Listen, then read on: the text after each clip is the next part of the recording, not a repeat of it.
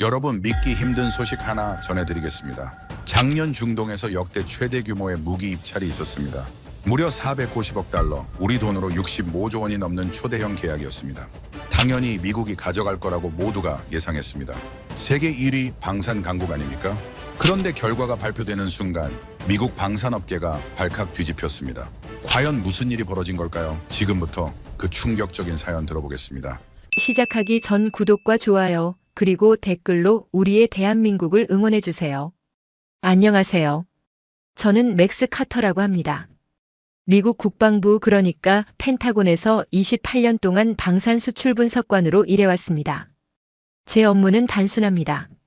미국 무기가 해외에서 얼마나 팔리는지, 경쟁국들은 어떻게 움직이는지 분석하는 일이었지요. 28년이면 적지 않은 세월입니다.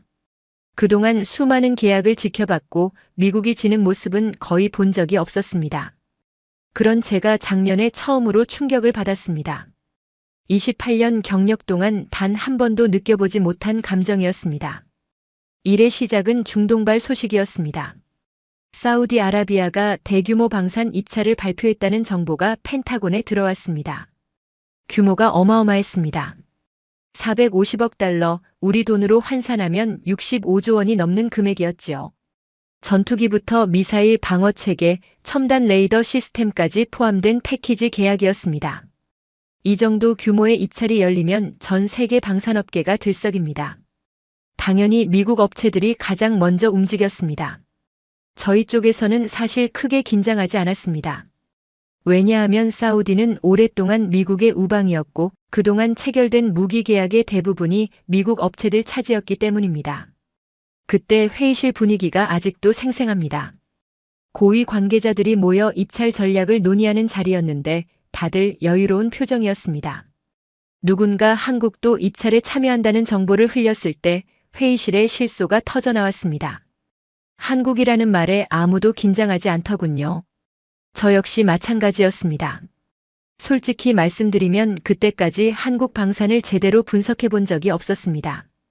관심 밖의 영역이었던 거지요. 미국 무기와 경쟁이 된다고 생각해 본 적 자체가 없었으니까요. 회의가 끝나고 사무실로 돌아오는 길에 동료 하나가 제게 물었습니다.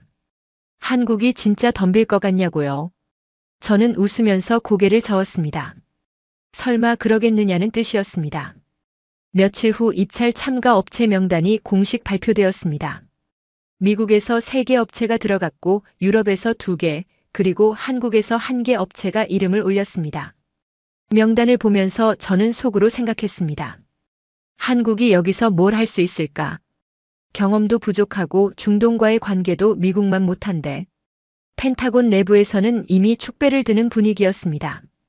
계약금 일부가 들어오면 어디에 쓸지 논의하는 사람들도 있었습니다. 그만큼 승리를 확신했던 겁니다. 저도 그 확신에 젖어 있었습니다. 28년 동안 쌓아온 경험이 그렇게 말하고 있었으니까요. 미국은 세계 최강의 방산 국가이고 사우디는 우리의 오랜 파트너이며 한국은 그저 신참에 불과하다. 이 공식이 틀릴 리가 없다고 믿었습니다. 하지만 그 확신이 얼마나 어리석은 것이었는지 저는 곧 깨닫게 됩니다. 입찰 마감일이 다가오면서 이상한 소문이 하나 들려왔습니다. 사우디 국방부 관계자들이 한국 업체 시찰을 다녀왔다는 이야기였습니다. 처음에는 대수롭지 않게 넘겼습니다. 형식적인 절차겠거니 했지요. 그런데 시찰을 다녀온 사우디 측 반응이 심상치 않다는 후문이 계속 들려왔습니다. 그제서야 저는 처음으로 한국 방산에 대한 자료를 찾아보기 시작했습니다. 그리고 깜짝 놀랐습니다. 제가 몰랐던 사이에 한국이 엄청나게 성장해 있었던 겁니다. 자료를 뒤지면서 저는 눈을 의심했습니다. 한국의 방산 수출 실적이 지난 5년 사이에 5배 넘게 뛰어올라 있었습니다. 폴란드에 전차와 자주포를 대량으로 수출했고 노르웨이와 루마니아에서도 계약을 따냈더군요.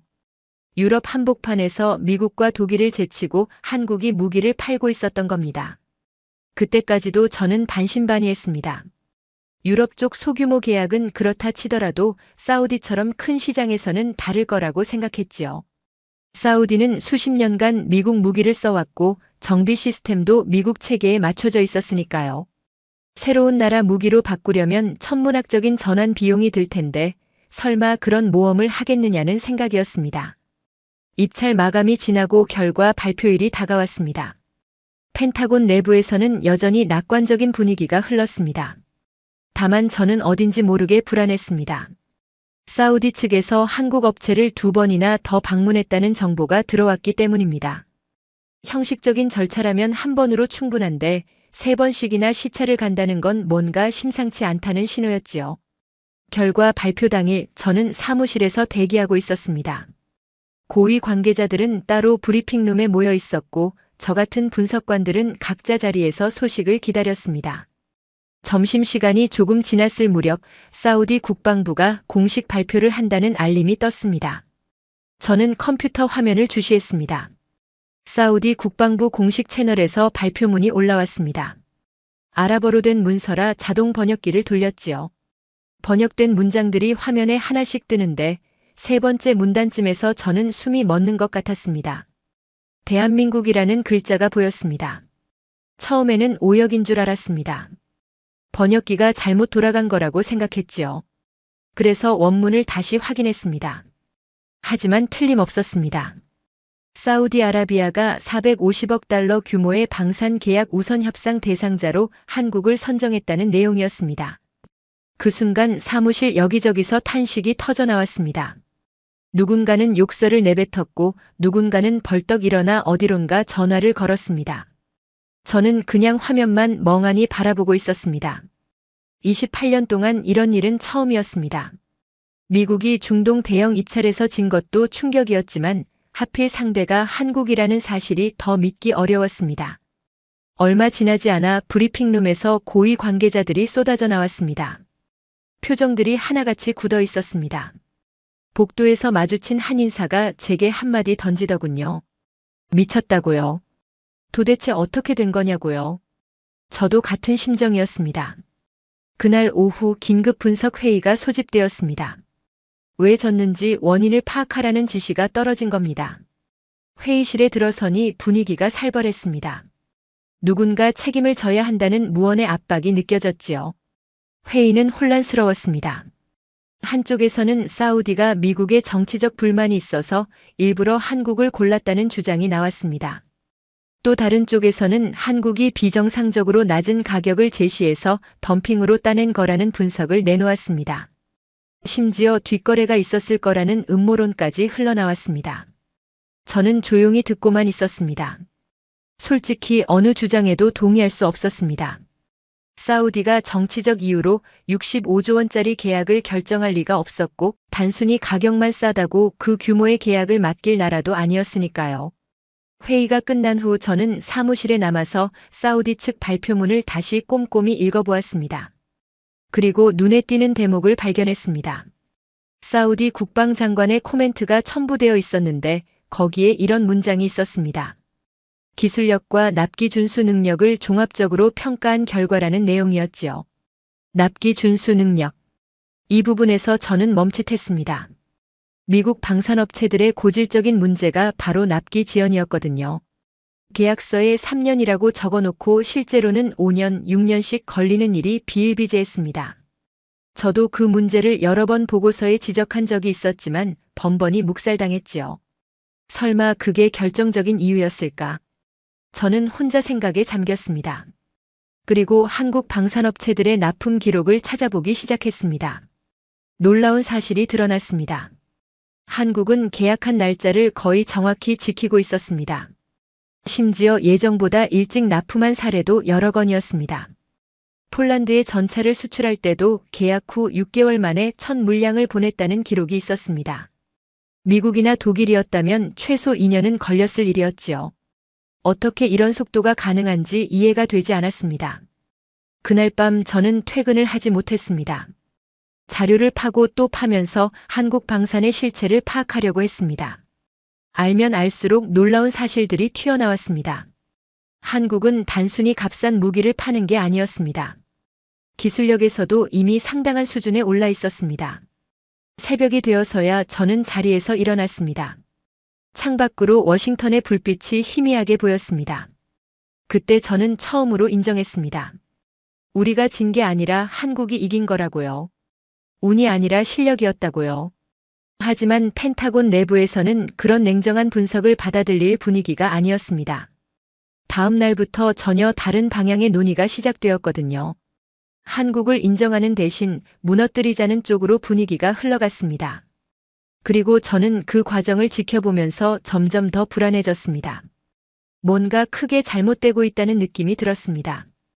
입찰 패배 이후 펜타곤 분위기가 급격히 험악해졌습니다. 고위층 사이에서 대책 회의가 연일 이어졌고 방산업체 로비스트들이 수시로 드나들었습니다. 저 같은 실무 분석관은 회의에 직접 참석하지 못했지만 어떤 논의가 오가는지 소문으로 들을 수 있었습니다. 가장 많이 나온 이야기가 부품 문제였습니다. 한국 방산업체들이 만드는 무기에는 미국산 핵심 부품이 상당수 들어간다는 점에 주목한 겁니다. 특히 정밀 유도 장치와 일부 항공 전자 장비는 미국 기술에 의존하고 있었지요. 이걸 끊어버리면 한국이 사우디에 납품을 못하게 된다는 계산이었습니다. 처음 그 얘기를 들었을 때 저는 귀를 의심했습니다. 설마 그런 식으로 나가겠느냐고 생각했지요. 국가 간 신뢰 문제도 있고 국제 무역 규범에도 어긋나는 일이었으니까요. 하지만 분위기는 점점 그쪽으로 기울어갔습니다. 며칠 후 공식적인 조치가 내려왔습니다. 국방부가 특정 품목에 대해 수출 재검토 명령을 발동한 겁니다. 표면적인 이유는 기술 보안 점검이었지만 실제 목적이 뭔지는 누구나 알 수 있었습니다. 한국 업체에 들어가는 핵심 부품 3가지가 그 목록에 포함되어 있었거든요. 그날 로비스트 한 명이 복도에서 대화하는 걸 우연히 들었습니다. 그가 누군가에게 자신만만하게 말하더군요. 부품 없으면 납품 못한다. 길어야 이틀이면 계약이 날아간다고요. 그 목소리에 담긴 확신이 아직도 기억납니다. 저는 불편했습니다. 경쟁에서 지면 실력을 키워서 다시 도전하는 게 정상 아닙니까? 그런데 지금 벌어지고 있는 일은 경쟁이 아니라 방해였습니다. 비열하다는 생각이 들었지만 저 혼자 뭘 어쩔 수 있는 상황이 아니었지요. 부품 수출이 막히자 한국 측에서 반응이 왔습니다. 공식 항의가 접수되었다는 소식이 들렸습니다. 한국 정부가 강력히 유감을 표명했고 부당한 조치라고 비판했다더군요. 하지만 펜타곤 내부에서는 오히려 그 반응을 보고 좋아하는 분위기였습니다. 당황하고 있다는 증거라고 해석한 겁니다. 저는 조용히 상황을 지켜보았습니다. 한국이 어떻게 대응할지 궁금했습니다. 솔직히 말하면 그때까지도 저는 한국이 버틸 수 있을 거라고 생각하지 않았습니다. 미국산 부품을 단기간에 대체하는 건 불가능에 가까운 일이었으니까요. 이틀이 지났습니다. 아무 일도 일어나지 않았습니다. 한국 측에서 계약 포기 선언이 나올 거라던 예측과 달리 어떤 소식도 들려오지 않았습니다. 사흘이 지나고 나흘이 지나도 마찬가지였습니다. 펜타곤 내부에서 의아해하는 목소리가 나오기 시작했습니다. 왜 아무 반응이 없느냐는 거였지요. 누군가는 한국이 물밑에서 협상을 시도하고 있을 거라고 추측했습니다. 곧 손 들고 나올 거라는 전망이 여전히 우세했습니다. 그런데 일주일쯤 지났을 때 예상치 못한 소식이 날아들었습니다. 한국 방산업체가 사우디에 정상적으로 납품 일정을 통보했다는 정보였습니다. 예정대로 진행한다는 내용이었지요. 저는 그 소식을 듣고 처음에는 허세라고 생각했습니다. 부품이 없는데 어떻게 납품을 한다는 건지 이해가 안 됐으니까요. 그런데 추가 정보가 들어오면서 상황이 명확해졌습니다. 한국이 자체 기술로 부품을 대체했다는 겁니다. 미국산 부품 3가지를 국산으로 바꿔서 제품을 완성했다는 소식이었습니다. 그것도 고작 일주일 만에요. 특히 핵심이 된 건 삼성의 반도체였습니다. 미국이 끊어버린 정밀 유도 장치용 칩을 삼성이 대체한 거였지요. 나중에 알게 된 사실인데 삼성은 이미 몇 년 전부터 이런 상황을 대비해왔다고 합니다. 미국이 언제든 부품을 무기로 쓸 수 있다는 걸 알고 있었던 겁니다. 그래서 자체 기술 개발을 꾸준히 진행했고 창고에 대체 부품까지 쌓아두고 있었습니다. 저는 믿을 수가 없었습니다. 미국산 정밀 유도 장치를 대체하려면 최소 2년은 걸린다는 게 업계 상식이었거든요. 설계부터 다시 해야 하고 테스트도 수십 번 거쳐야 하고 인증 절차도 밟아야 합니다. 그런데 일주일 만에 끝냈다고요? 나중에 알게 된 사실이지만 한국은 이미 오래전부터 부품 국산화를 준비하고 있었다고 합니다. 미국이 언제든 이런 식으로 나올 수 있다는 걸 예상했던 거지요. 그래서 미국산 부품에 대한 대체품을 꾸준히 개발해왔고 창고에 재고까지 쌓아두고 있었습니다. 그러니까 우리가 부품을 끊으면 한국이 무너질 거라고 계산할 때 한국은 이미 만반의 준비를 마친 상태였던 겁니다. 이틀이면 끝난다고 장담했던 사람들의 얼굴이 어떻게 변했는지 상상이 가시겠지요. 펜타곤 내부에 충격이 퍼졌습니다. 부품 공급 중단이라는 카드가 완전히 무력화되어 버린 겁니다. 더 큰 문제는 따로 있었습니다. 이 사건이 외부에 알려지면서 미국의 이미지가 크게 손상되기 시작했습니다. 사우디 측 반응이 특히 뼈아팠습니다. 그들은 공식 석상에서 미국보다 한국이 더 신뢰할 수 있는 파트너라는 발언을 했습니다. 어려운 상황에서도 약속을 지키는 나라라고 했지요. 반면 미국은 동맹국에게도 이런 식으로 압박을 가하는 나라라는 인식이 퍼져갔습니다. 저는 그때 깨달았습니다. 우리가 한국을 무너뜨리려다가 오히려 우리 신뢰가 무너졌다는 걸요. 28년 경력 동안 이렇게 어이없는 상황은 처음이었습니다. 한국이 부품 대체에 성공했다는 소식은 펜타곤 내부에 큰 파장을 일으켰습니다. 하지만 공식적으로 이를 인정하는 분위기는 아니었습니다. 일부에서는 여전히 한국산 대체 부품의 품질이 떨어질 거라는 주장을 폈습니다. 오래 못 간다, 곧 문제가 터진다. 그런 식의 희망 섞인 예측이 나돌았지요. 저 역시 그 가능성을 완전히 배제하지는 않았습니다. 아무리 빨리 만들었다 해도 급조한 부품이 미국산 정품과 같은 성능을 낼 수 있을지 의문이었으니까요. 시간이 지나면 결함이 드러날 수도 있다고 생각했습니다. 그런데 시간이 지날수록 그런 기대는 무너져갔습니다. 한국이 사우디에 첫 물량을 납품한 후 사우디 측에서 품질 테스트를 진행했다는 소식이 들려왔습니다. 결과는 예상을 완전히 뒤엎는 것이었습니다. 사우디 국방부가 자체 평가 보고서를 내부적으로 공유했는데 그 내용이 펜타곤에도 입수되었습니다. 한국산 장비의 성능이 기대치를 상회한다는 평가였습니다. 특히 국산화된 부품들이 오히려 기존 미국산보다 일부 항목에서 더 나은 수치를 기록했다는 대목이 있었지요. 저는 그 보고서를 읽으면서 복잡한 심경이 들었습니다. 한편으로는 충격이었고 다른 한편으로는 어딘가 통쾌한 느낌도 있었습니다. 미국이 방해 공작을 펼쳤는데 그게 오히려 한국의 기술력을 증명하는 계기가 되어버린 셈이니까요. 사우디 측의 반응은 갈수록 한국에 우호적으로 변해갔습니다. 국방장관이 직접 한국을 방문했다는 소식도 들렸습니다. 양국이 추가 협력 방안을 논의했고 사우디가 한국과 장기 파트너십을 맺겠다는 의향을 밝혔다더군요. 이쯤 되자 펜타곤 내부에서도 분위기가 미묘하게 바뀌기 시작했습니다. 여전히 공식적으로 한국을 인정하는 발언은 나오지 않았지만 암묵적으로 실패를 인정하는 듯한 침묵이 흘렀습니다. 더 이상 부품 카드를 거론하는 사람이 없어졌지요. 그런데 상황은 여기서 끝나지 않았습니다. 사우디 것만 해도 충분히 충격적이었는데 비슷한 일이 다른 곳에서도 연달아 터지기 시작했거든요. 얼마 후 폴란드에서 소식이 왔습니다. 폴란드가 추가 방산 계약을 발표했는데 이번에도 한국이 수주했다는 내용이었습니다. 새로운 방공 시스템 도입 계약이었는데 미국과 독일을 제치고 한국이 선정되었다는 겁니다. 뒤이어 노르웨이에서도 비슷한 소식이 들려왔습니다.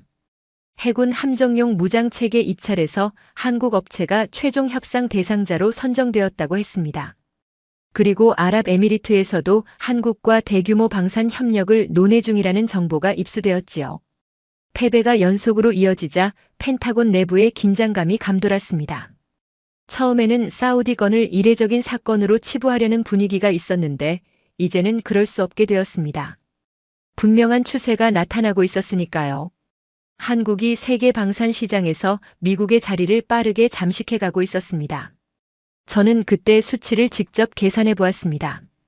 지난 5년간 미국의 유럽 지역 방산 수출 점유율이 18% 하락한 반면 한국은 340% 상승했습니다. 물론 출발점이 낮았기 때문에 상승률이 커 보이는 측면도 있었지만 추세 자체가 심상치 않은 건 분명했습니다. 저는 상관에게 보고서를 올렸습니다. 현재 상황에 대한 객관적 분석과 함께 원인을 규명할 필요가 있다는 의견을 담았지요. 그때까지도 펜타곤 내부에서는 왜 한국이 이기는지에 대한 진지한 분석이 없었거든요. 그저 가격이 싸서 그렇다, 정치적 이유다, 이런 피상적인 이야기만 맴돌았습니다. 저는 더 깊이 파고들어야 한다고 생각했습니다. 한국이 대체 뭘 다르게 하길래 이런 결과가 나오는 건지 알아야 대응도 할 수 있으니까요. 그런 취지로 보고서를 작성했는데 반응은 싸늘했습니다. 상관은 제 보고서를 읽더니 고개를 가로저었습니다. 지금 분위기에 이런 내용을 올리면 곤란하다는 거였지요. 한국을 진지하게 분석하자는 건 곧 한국을 인정하자는 얘기로 들린다는 겁니다. 그건 받아들일 준비가 안 됐다고 했습니다.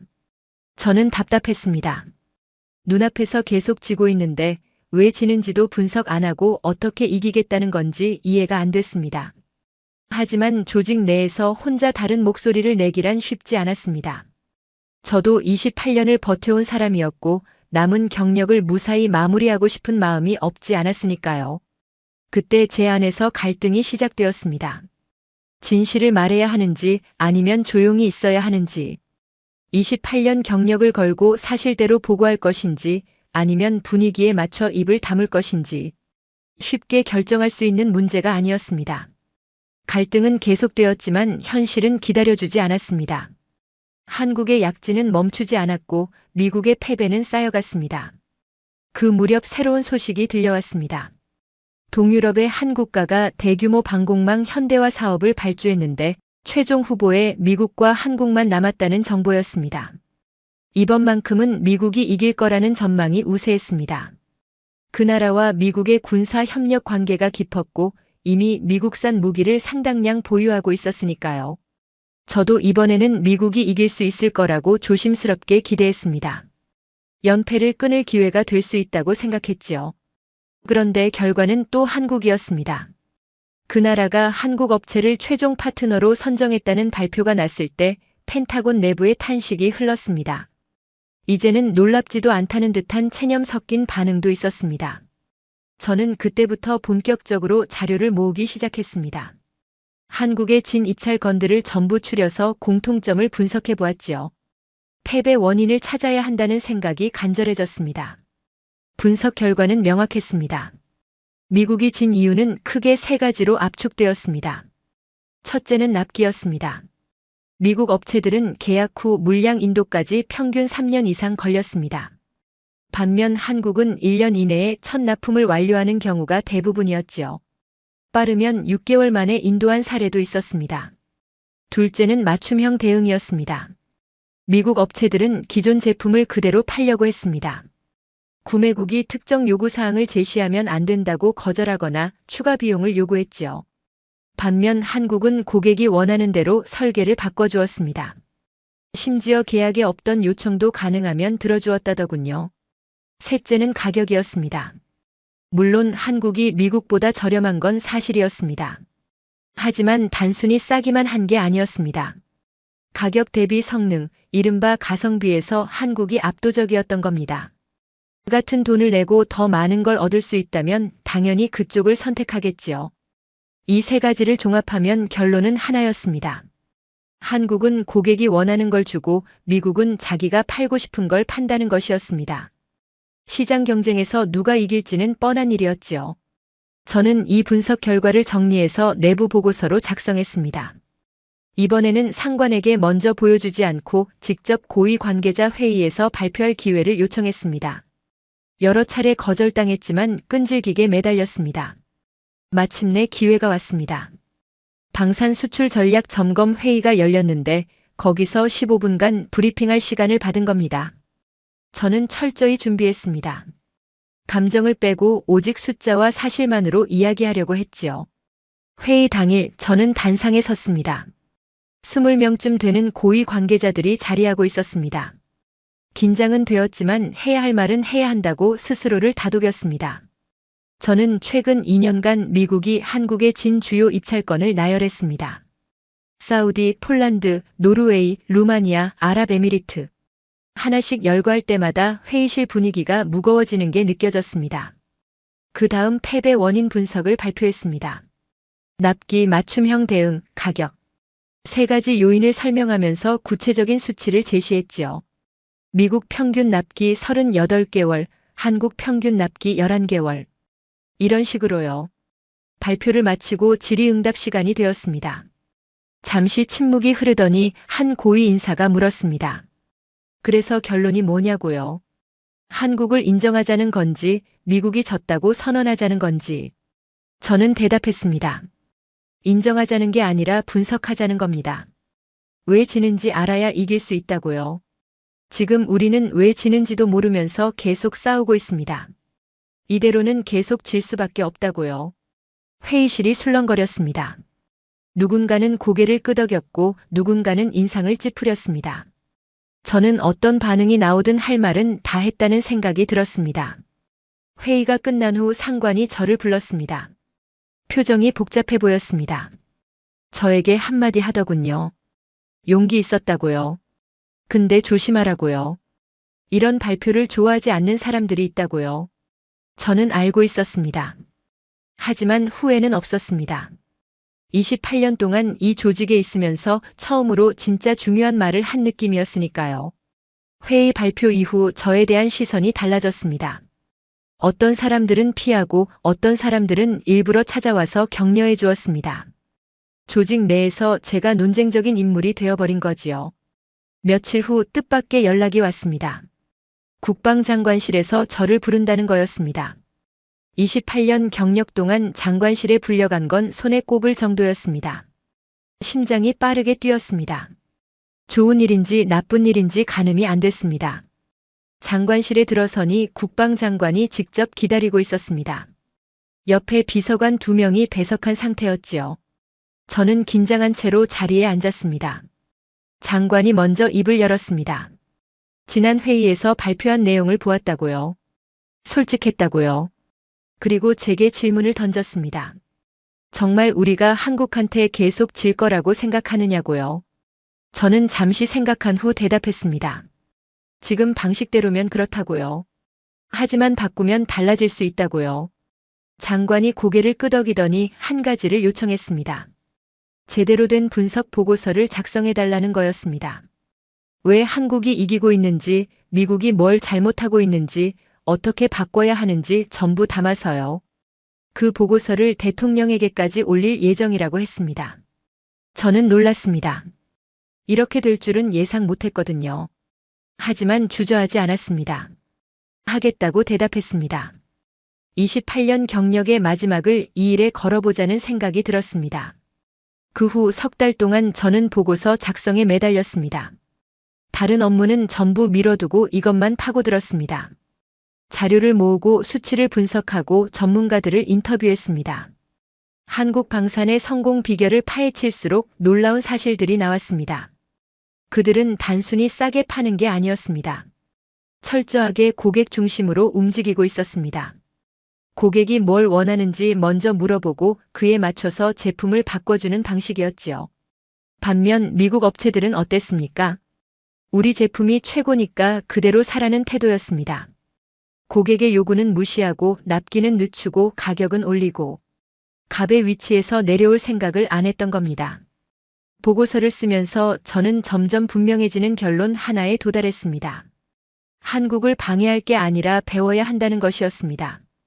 그들이 왜 이기는지 인정하고 그 방식을 벤치마킹해야 한다는 결론이었지요. 석 달이 지나 보고서가 완성되었습니다. 총 120페이지 분량이었습니다. 하지만 저는 첫 페이지 첫 줄에 가장 공을 들였습니다. 대통령까지 올라가는 보고서라면 첫 줄이 가장 중요하다고 생각했거든요. 그 한 줄이 전체를 요약해야 했습니다. 고민 끝에 저는 이렇게 썼습니다. 대한국 압박 전략은 완전히 실패했습니다. 우리의 신뢰만 무너졌습니다. 이제는 배워야 합니다. 보고서를 제출하고 나서 저는 어떤 반응이 올지 기다렸습니다. 솔직히 걱정이 되었습니다. 미국이 한국에게 배워야 한다니 이런 내용이 고위층에서 받아들여질지 확신이 없었으니까요. 며칠 후 장관실에서 다시 연락이 왔습니다. 보고서를 잘 읽었다고요. 그리고 예상치 못한 말을 하더군요. 국방장관이 직접 대통령에게 브리핑했는데 대통령이 충격을 받았다고요. 대통령이 제 보고서 첫 줄을 읽고 한참 동안 아무 말도 못했다고 합니다. 그러다가 물었다고요. 이게 사실이냐고요. 장관이 그렇다고 대답하자 대통령이 깊은 한숨을 쉬었다더군요. 그 후 일이 빠르게 진행되었습니다. 방산 정책 전면 재검토 지시가 내려왔습니다. 한국을 압박하는 방식에서 협력하는 방식으로 전환하라는 기조가 잡혔습니다. 제 보고서 한 줄이 정말로 변화를 만들어낸 겁니다. 28년 경력 동안 이런 경험은 처음이었습니다. 보고서가 휴지통으로 직행하는 일에 너무 익숙해져 있었거든요. 방산업계에서도 난리가 났습니다. 대형 업체 임원들이 펜타곤에 항의하러 왔습니다. 한국에게 배우라니 말이 되느냐고요. 하지만 이번에는 펜타곤이 밀리지 않았습니다. 대통령까지 결심한 사안이었으니까요. 저는 그 과정을 지켜보면서 묘한 감정을 느꼈습니다. 28년 동안 조용히 분석만 하던 제가 마지막에 이런 일에 관여하게 될 줄은 몰랐습니다. 후회는 없었습니다. 오히려 이제야 제대로 된 일을 했다는 뿌듯함이 있었지요. 정책 전환이 발표되자 내외부에서 다양한 반응이 나왔습니다. 언론에서는 미국이 방산 전략을 전면 수정한다는 기사가 쏟아졌습니다. 일부에서는 한국에 굴복한 거 아니냐는 비판도 있었지요. 하지만 저는 달리 생각했습니다. 굴복이 아니라 현실 인정이라고요. 잘못된 길을 고집하는 것보다 바꾸는 게 훨씬 용기 있는 결정 아닙니까? 비록 늦었지만 방향을 튼 것 자체가 의미 있다고 봤습니다. 정책 전환과 함께 인사 변동도 있었습니다. 한국을 압박하자고 강하게 주장했던 고위 인사 몇 명이 자리에서 물러났습니다. 부품 수출 중단을 주도했던 사람들이었지요. 그들의 퇴장은 새로운 방향이 확고해졌다는 신호였습니다. 저에게도 변화가 찾아왔습니다. 갑자기 바빠졌습니다. 여기저기서 자문 요청이 들어오기 시작했거든요. 한국 방산에 대해 가장 잘 분석한 사람이라는 평가가 생긴 모양이었습니다. 얼마 후 특별 임무가 주어졌습니다. 한국 측과의 협력 방안을 논의하는 실무 그룹에 참여하라는 지시였습니다. 미국이 직접 한국에 협력을 제안하기로 결정한 겁니다. 처음에는 어색했습니다. 불과 몇 달 전까지 미국은 한국을 압박하고 방해하려 했으니까요. 그런 우리가 이제 손을 내밀겠다니 한국 측에서 어떻게 받아들일지 걱정이 되었습니다. 협력 논의를 위해 양국 실무자들이 처음 만나는 자리가 마련되었습니다. 저도 그 자리에 참석했습니다. 한국 측에서 10명쯤 왔는데 그들의 표정이 인상적이었습니다. 경계심도 있었지만 기대감도 엿보였습니다. 미국 측 대표가 먼저 발언했습니다. 솔직히 인정하겠다는 말로 시작하더군요. 그동안 한국을 제대로 평가하지 못했고 잘못된 방식으로 대응했다고요. 앞으로는 동등한 파트너로서 협력하고 싶다고요. 한국 측 대표가 답변했습니다. 환영한다고요. 하지만 한 가지 분명히 해두고 싶다고요. 동맹이라는 이름으로 일방적인 요구를 받아들이는 관계는 원치 않는다고요. 상호 존중이 전제되어야 한다고요. 그 말이 가슴에 와닿았습니다. 몇 달 전 미국이 한국에 했던 짓을 생각하면 당연한 요구였습니다. 미국 측 대표가 고개를 끄덕이며 동의했습니다. 그렇게 첫 만남이 마무리되었습니다. 그 후 실무 협의가 여러 차례 이어졌습니다. 양측이 협력할 수 있는 분야를 논의하고 구체적인 방안을 조율했지요. 생각보다 순탄하게 진행되었습니다. 한국 측이 과거 일에 대해 크게 트집 잡지 않은 덕분이었습니다. 저는 그 과정에서 한국 실무자들과 자주 대화를 나눴습니다. 궁금한 게 많았거든요. 어떻게 그렇게 빨리 납품할 수 있는지, 어떻게 고객 맞춤 설계가 가능한지 물어봤습니다. 한국 측 담당자 한 명이 이렇게 설명해 주었습니다.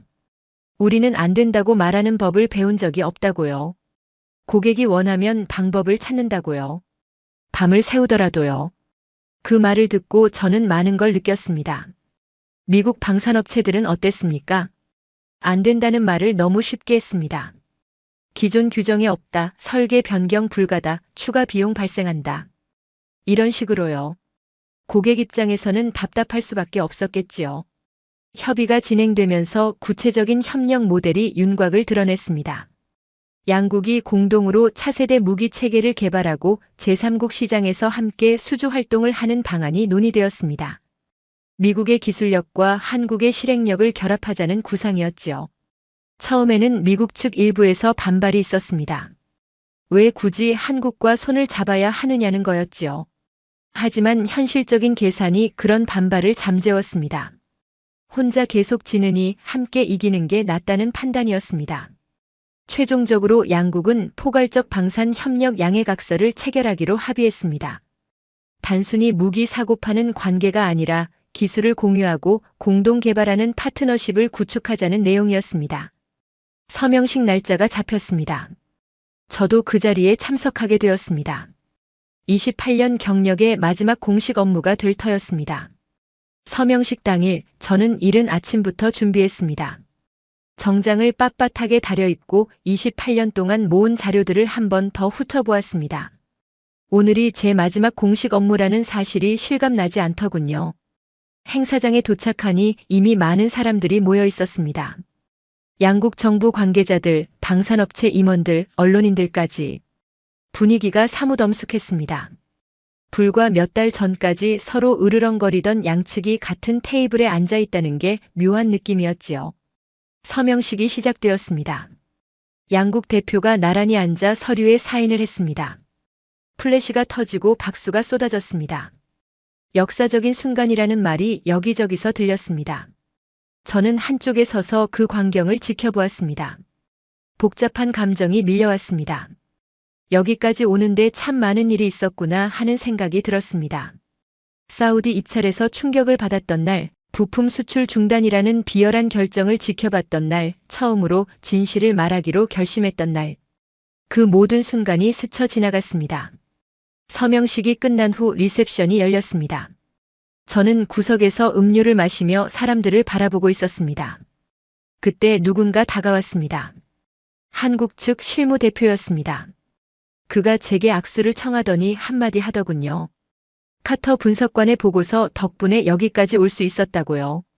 그 보고서 첫 줄이 정말 인상적이었다고요. 저는 머쓱하게 웃었습니다. 그냥 사실을 쓴 것뿐이라고 대답했습니다. 그분이 고개를 저으며 말하더군요. 사실을 쓰는 게 얼마나 어려운 일인지 안다고요. 특히 자기 조직에 불리한 사실을 쓰는 건 더더욱요. 그 말이 맞았습니다. 28년 동안 펜타곤에서 일하면서 저는 수많은 보고서를 썼습니다. 하지만 대부분은 윗사람들이 듣고 싶어하는 말을 담은 것들이었지요. 진짜 문제를 지적하는 보고서는 거의 빛을 보지 못했습니다. 이번에는 달랐습니다. 불편한 진실을 있는 그대로 썼고 그게 받아들여졌습니다. 28년 만에 처음으로 제대로 된 일을 한 기분이었습니다. 리셉션이 끝나갈 무렵 국방장관이 저를 불렀습니다. 잠깐 따로 얘기하자고요. 조용한 곳으로 이동했습니다. 장관이 제게 감사 인사를 했습니다. 보고서가 큰 역할을 했다고요. 그 덕분에 정책 방향을 제대로 잡을 수 있었다고요. 그러면서 한 가지 제안을 하더군요. 은퇴하지 말고 계속 일해보지 않겠느냐고요. 한미방산협력자문위원회가 새로 만들어지는데 거기서 일해달라고요. 경험과 식견이 필요하다고요. 저는 잠시 생각했습니다. 솔직히 은퇴하고 쉬고 싶은 마음도 있었습니다. 28년이면 충분히 일했으니까요. 하지만 다른 생각도 들었습니다. 이제 막 새로운 협력이 시작되는데 여기서 빠지면 아쉬울 것 같다는 생각이요. 결국 수락했습니다. 조금 더 일해보기로 했습니다. 새로운 시작을 함께하고 싶었습니다. 지금 저는 자문위원으로서 양국 협력 프로젝트에 참여하고 있습니다. 매일이 바쁘지만 보람 있습니다. 과거에는 한국을 어떻게 이길까 고민했는데 이제는 한국과 어떻게 함께 이길까를 고민합니다. 완전히 다른 일이 되었지요. 28년 경력 동안 배운 게 하나 있다면 이겁니다. 인정할 건 인정해야 한다는 것. 상대가 나보다 나은 점이 있으면 솔직히 인정하고 배워야 합니다. 그게 진짜 강해지는 길입니다. 오늘 사연은 여기까지입니다. 한국 무시한 미국, 결국 무릎 꿇은 스토리 어떠셨나요? 사연의 주인공에게 응원의 댓글을 남겨주세요. 지금까지 감동정거장에서 사연 전해드렸습니다. 사연이 마음에 드셨다면 좋아요와 구독 부탁드립니다. 시청해주셔서 감사합니다.